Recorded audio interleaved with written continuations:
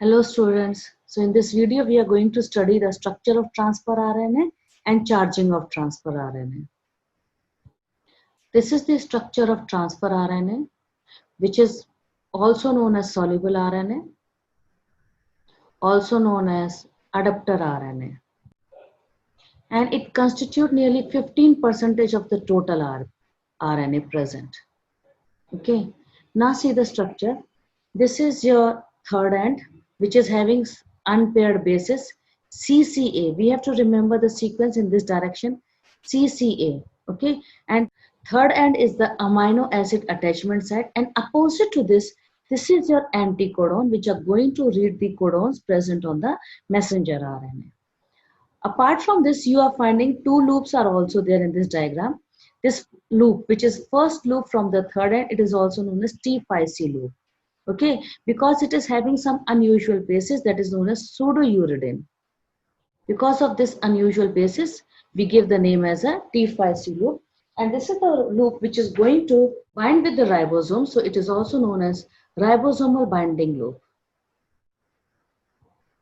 Now the first loop which is present from the fifth end, see the word, first loop which is present from the fifth end is known as D loop because it is also having some unusual basis that is known as dihydroxyuridine.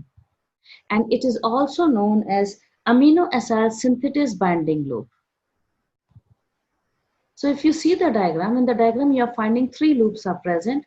One is your T5C loop, one is your anticodon loop, another is your DHU loop, which is also known as D loops.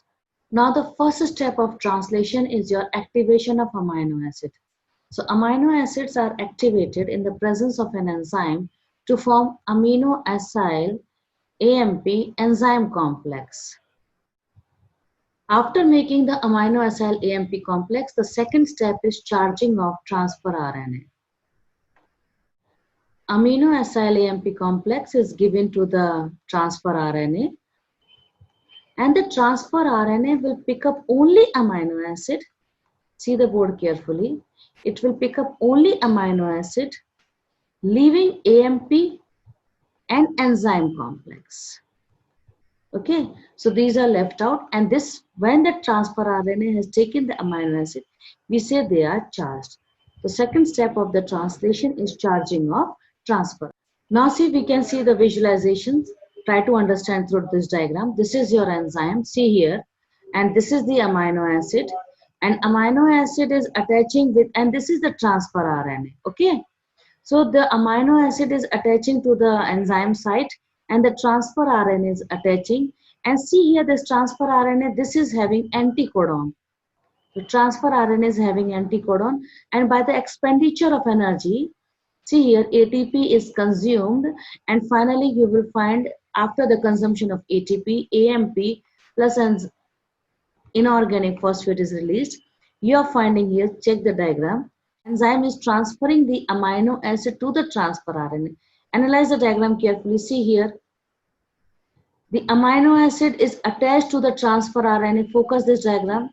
And finally, once it has taken the amino acid, the transfer RNA is released from the enzyme site.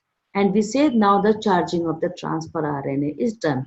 So we will say this is our charged transfer RNA. Okay, I hope this will help you to understand how the charging is done. Thanks for watching. If you liked it, please give it a thumbs up and subscribe to my YouTube channel.